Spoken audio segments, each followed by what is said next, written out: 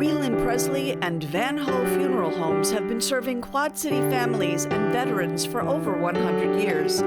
Whelan Presley is located in Rock Island, Milan, Reynolds, and Van Ho in East Moline, proudly supporting WQPT.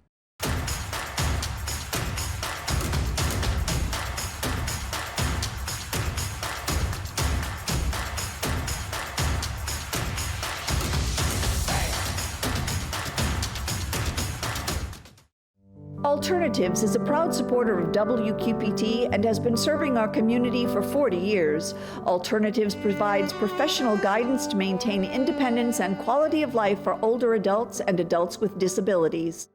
2024 will be the year of big plans in East Moline. So what is the city doing now that could pay big dividends for an area ready for a renaissance in the cities?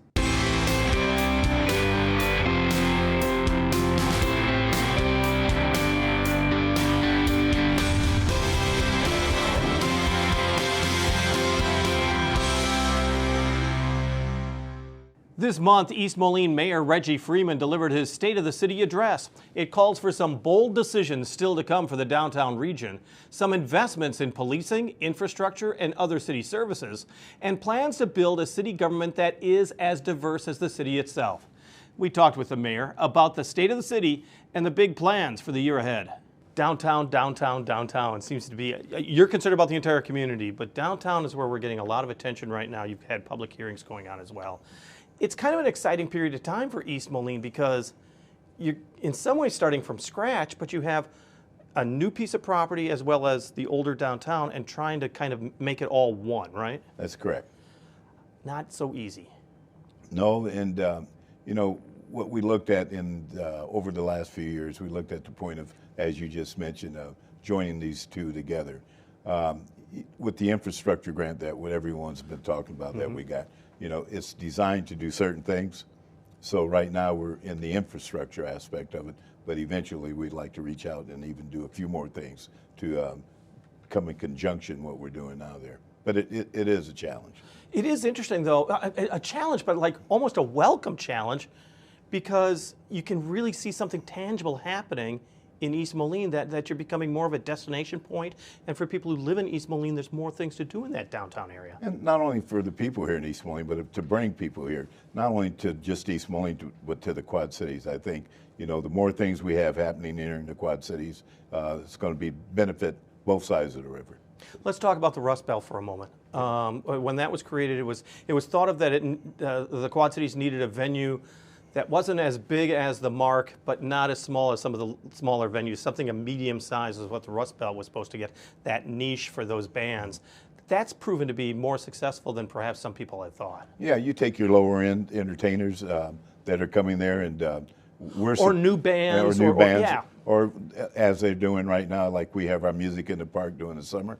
They have music in the Rust Belt on Saturday nights, and it's bringing people with their lawn chairs and families out to do things. So they've really ventured out to supply a lot of different types of entertainment, and country, western, pop, whatever it might be. So yes, they're bringing them in, and we're enjoying that.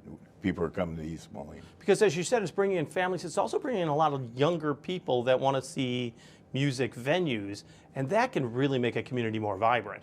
That's true. I mean, they're the ones with the energy. They're the ones that want part of that nightlife compared, you know, to the past. And you can see that, you know, all the way through town. A couple of different other little venues that we have on 15th Avenue down there. They're bringing the younger groups out. The big thing, though, has been the downtown. It's an older buildings that you kind of want to restore, and you want to keep the small businesses alive, because we're seeing that in downtown after downtown.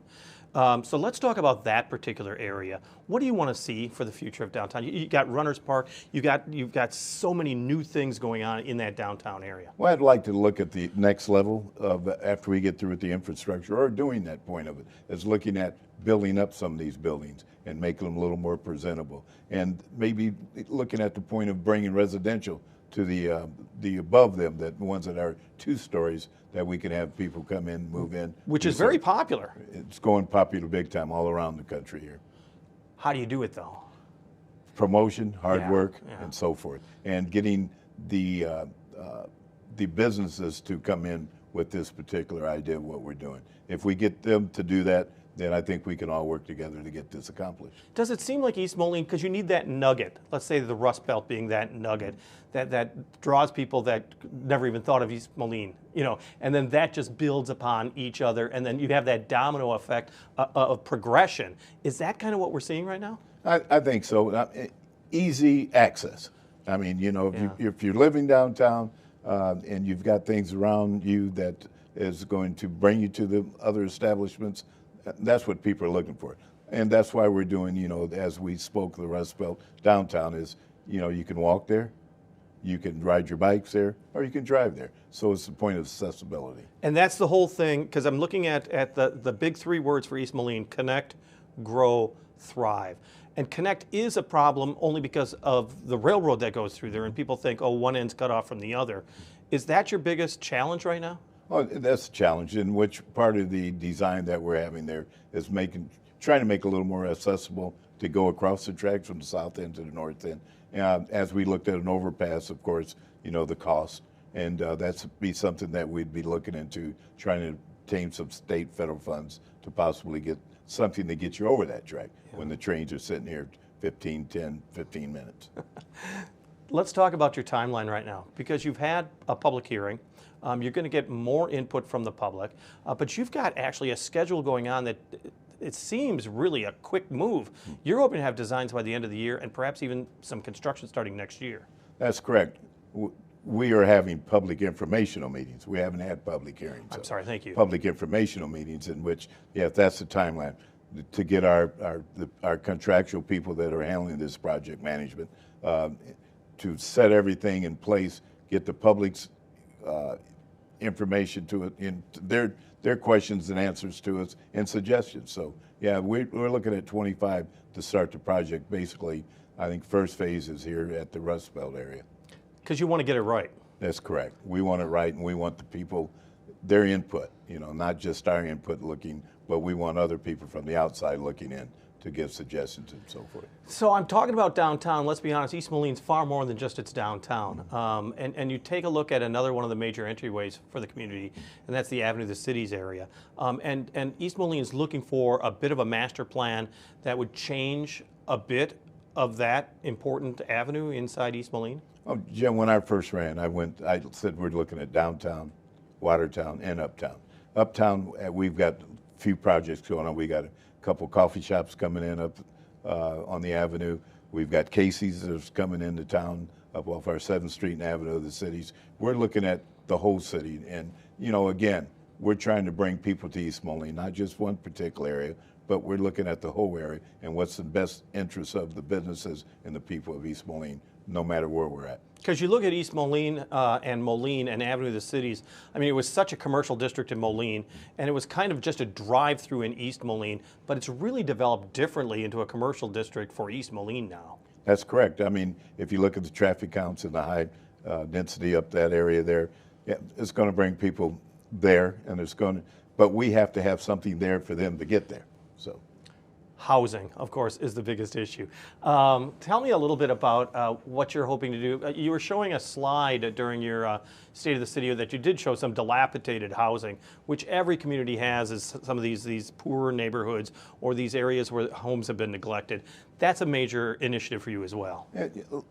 Myself, along with the City Council, we looked at the point of what can we do to improve these homes, or what can we do to help people rebuild the homes, or whatever it might be, is that we have to look at the point too of getting rid of some of the ones that are there, or repairing them and making something viable for a person of interest to come in and want to live there. So we're not totally looking at demolishing, sure, but if it comes down to that, that's what we want to do. But then we want to redevelop too the particular areas. Because like I was saying, you get one little nugget in a neighborhood and that can spur other growth. That's correct. Do you see any particular programs that you're hoping that have worked so far that you hope to expand?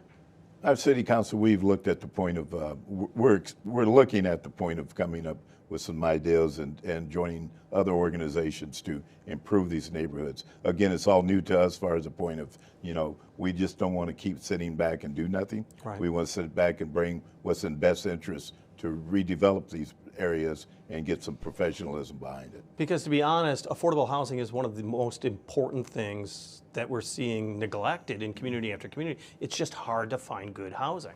And that's true. And again, as I had said with the mayor's breakfast meeting here a month and a half ago, is that, you know, we look forward to working with any developers or any person that wants to improve something and create some affordable housing within the city of East Moline. Is it tougher for a city such as yours that's kind of interlocked between, let's be honest, annexation in Illinois is a very difficult thing to do, Right. and you have cities on both sides of you as well. So where is the growth in East Moline? I mean, we still have growth out on 88 and 5, 88 and 80. And one of the drawbacks there a little bit is the point of when they revert floodways and floodplains. And so we're dealing with that area there out there. And what happens too is now with the 100-year floodplain, we've been getting knocked on our door here within the last year probably 10 times of people still wanting to look at that area out there and possibly do some development. Understandably, because, I mean, one of the biggest assets you have is that river. That's correct. And we have that area of 88 and 80. We have water running all the way through there up to Jocelyn to the meat plant. And all we have to do now is extend a little bit more of the sewer. We're right out by the new Carpenters Union. We have sewer ran up to there, and we're looking at the point of if the developments are starting to come through, extending that on out toward 5 and 88. What kind of developments are you looking for? I mean, is it industrial? It would probably be a mix. It would be a mix. I mean, there's still property out there as far as the point of business related. I'm saying truck stop. We could be looking at manufacturing plants. We could be looking at residential off of one of the sites there. And we're looking at all phases. So it is a good mix. It's a good mix. Let's talk a little bit about your plans for spending for public safety. A former police chief, so I'm sure that area is so important to you. And I was looking at a community event trailer, AED and patrol cars, computers and cameras. Is it almost high time? Everything's high time, you know. And what you can afford. And what you can afford. We just obtained a $1.5 million grant from the federal government for some of these items that you've been talking about. And what we have to look at is the point of you have to be on top of things. You have to keep up with today's world. And now with all the regulations and mandates that they have toward police officers and the general public, we have to be totally up to par. And to be totally up to par, you need that funding to actually go through and to come in line with is expected of us at this time. Well, I thought it was interesting with the AED and patrol cars, the defibrillators. Oh, yes. That wasn't around when you were a cop? The mask wasn't even around when we were a cop. Exactly. So I mean, that really shows how policing has changed. Right. And I mean, usually if there's a medical call or whatever it might be, who's the first person usually there is the officer. And the officer needs to be trained in those areas to take the preliminary steps to correct that situation that we're in. Do you kind of like that? Is that your officers are a little better trained in all aspects of the job? Again, the mandates are coming down, and the federal and state people are telling, hey, you have to be trained in this area. And I think, far as a point of life safety for the particular residents or someone visiting this city, that's a great move. I also noticed that you were talking about your hires in East Moline during your State of the City, and you're very proud of 50% of the staffing be people of color or women. Congratulations. I mean, let's be honest, East Moline's a very diverse community. This had to be a high priority for you and the administration and the City Council. I mean, even if we take the color or we take the ethnicity out of this, we're looking at people that have that, as far as a point, and we're looking at the point they're qualified. You know, we're looking at the point of qualified people and putting them in positions here that's going to make our city more vibrant. So I look at the point of, yes, we do have the numbers. 2, we got the quality people that are filling these positions. And don't you want your city government to reflect the people that it serves? This is true. But it's not an easy task, though. No. But then again, you know, I'm glad that people are applying. I mean, years ago, through my stay as the point of being with the city for over 40-something years, is that you have to have them to apply in order to fill these positions. So right now, we're having people apply of all colors and whatever it might be. And you also are hoping to create a community development director position. Is that correct? Yes, and we've already hired him. He starts here probably about 2 to 3 weeks. He's coming from out of state, and he looked for the general area of the Quad Cities, and he was impressed when he came here and made the visit, and we're glad to have him aboard. How do you see this position as a game changer? We've been without an economic development person for a long time. And that's painful for a community. Yeah, painful for me because Yeah. I've been working a lot at that particular, but along with our other staff members too. But it's really vital that we have somebody aboard doing that. Also, we're combining some of the other positions of taking inspections, putting them together, so forth. So we reorganize that position, and so he'll be doing multiple tasks within the city. So Couldn't get him in a chair fast enough, right? this is true. He's still not here yet, but he's here. Coming. What's the first marching order then?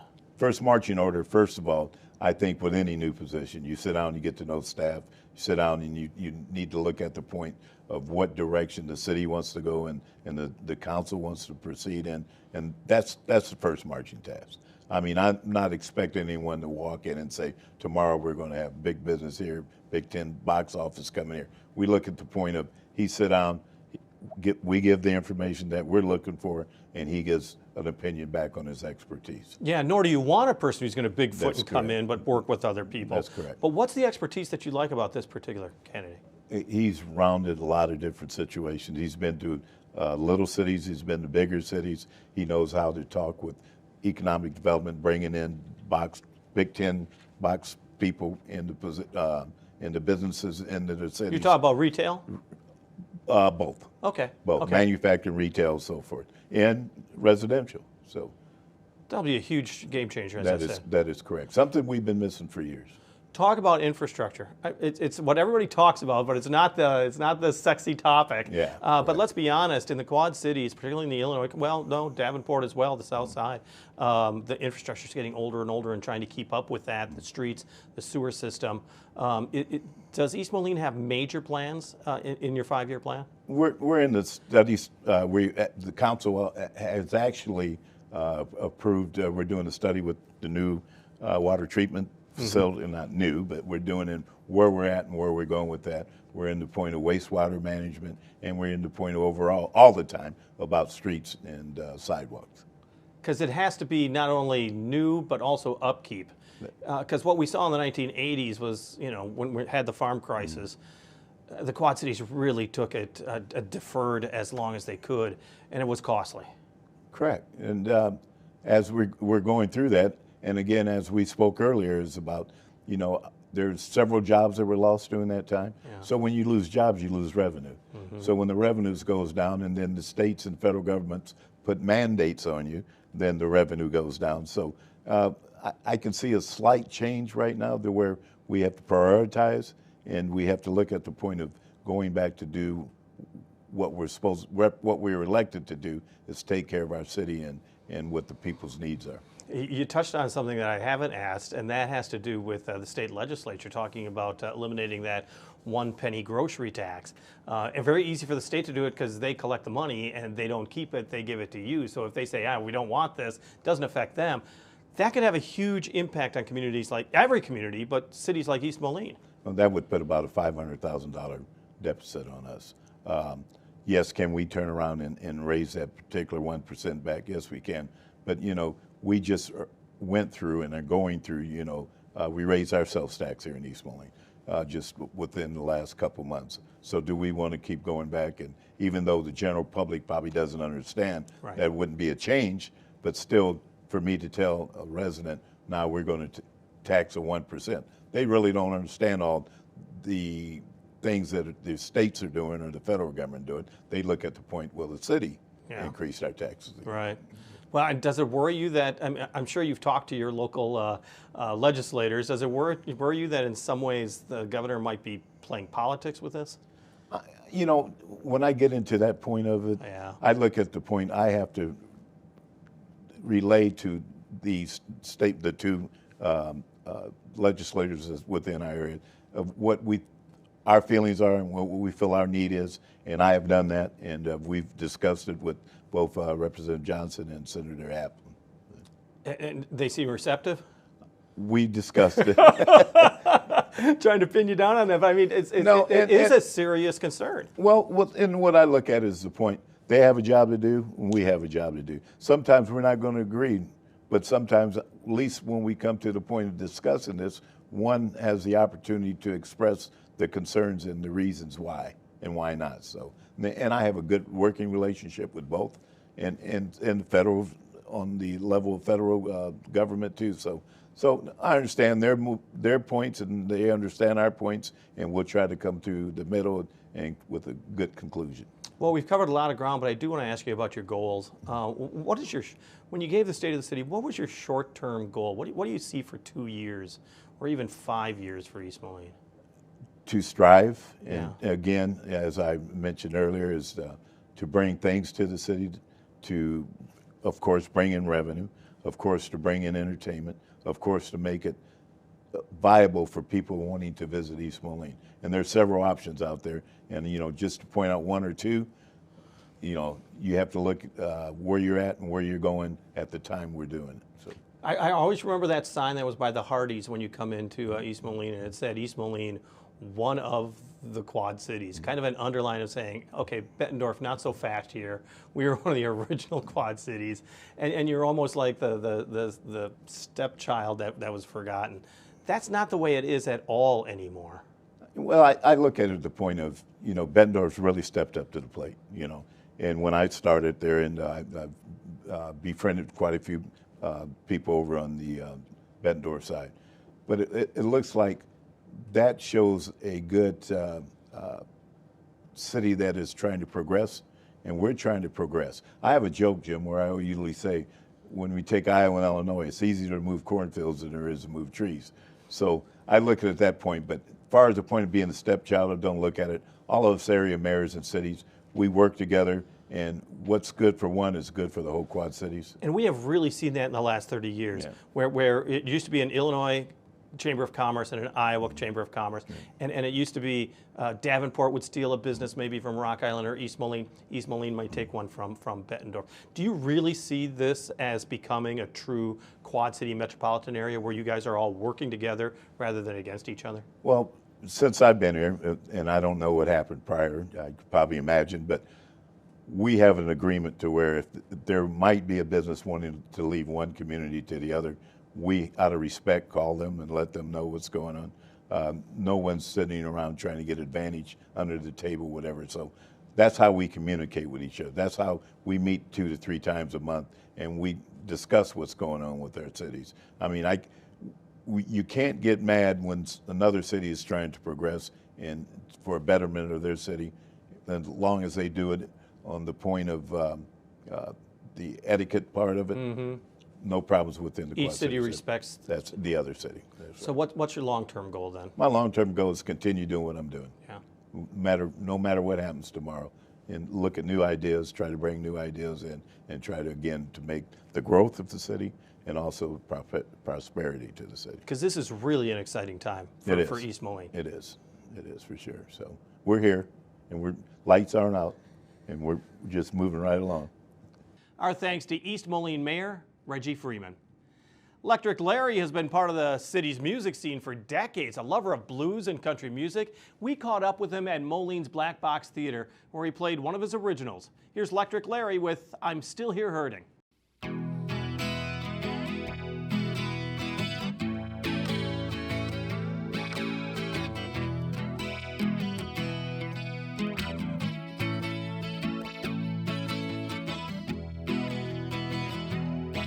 I'm sitting here hurting over you.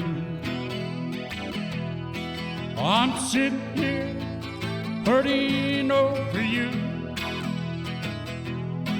I'm sitting here, don't know what to do.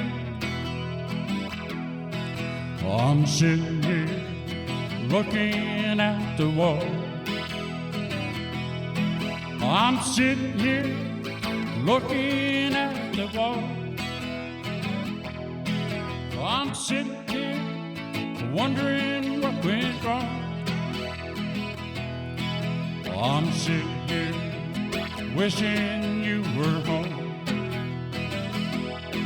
I'm sitting here wishing you were home.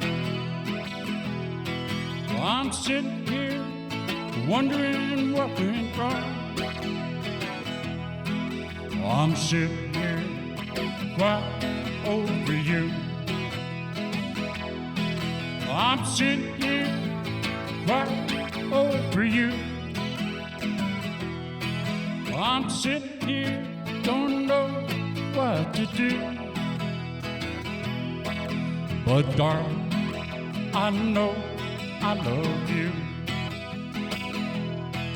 But darling, I know I love you. But darling, can't go on without you.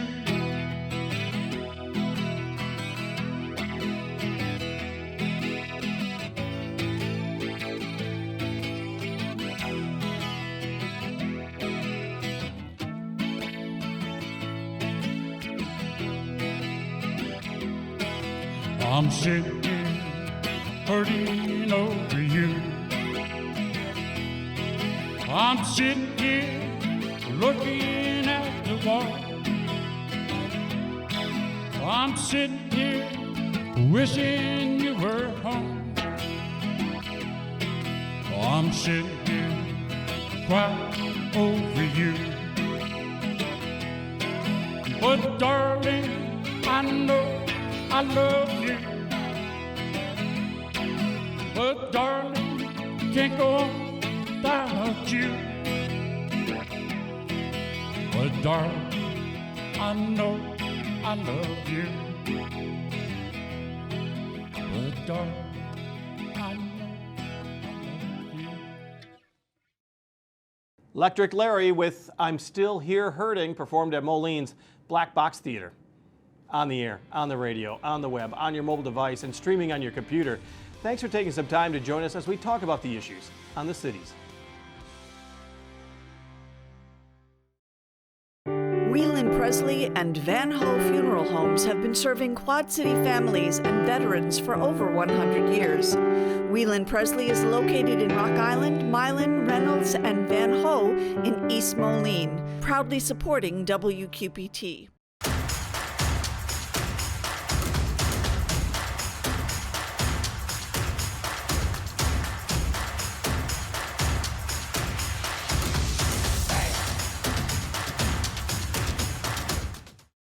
Alternatives is a proud supporter of WQPT and has been serving our community for 40 years. Alternatives provides professional guidance to maintain independence and quality of life for older adults and adults with disabilities.